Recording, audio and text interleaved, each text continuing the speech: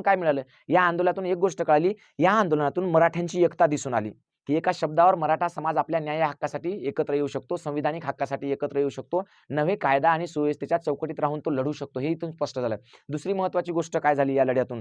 तर एकता तर दिसूनच आली, पण मराठ्यांची जिद्द सुद्धा दिसून आली, की एकदा जर मराठे ईर्षेला पेटले तर ते कोणत्याही गोष्टीला घाबरत नाहीत. तुम्ही त्यांची जेवण बंद करा, अन्न बंद करा, पाणी बंद करा, त्यांचं हागणं मुतणं जरी बंद केलं ना तरी ते आवरले नाहीत कोणाला. त्यांनी त्याच पद्धतीने तिथं म्हणजे सह्याद्रीसारखं अचल त्यांनी दाखवून दिलं तिथं थांबून, आहे की नाही? तिसरी महत्त्वाची गोष्ट, मराठ्यांचा स्वाभिमान इथं दिसून येतो. मराठा समाजामधला स्वाभिमान हा सह्याद्री पर्वतासारखा ताठमानेने जगण्याचा स्वाभिमान या लढ्यातून दिसून आला, की बऱ्याच लोकांनी तिथं वेगवेगळ्या प्रकारचे प्रयत्न केले, पण मराठा समाज कधीही कोणाकडे 1 रुपयाची भीक मागितली नाही. किंवा सगळ्यात महत्त्वाचं म्हणजे लोकांना असं वाटलं होतं, की खाणं पिणं बंद केल्यावर टपऱ्या फोडतील लोकं, त्याच्यातले काय बिस्किट खातील.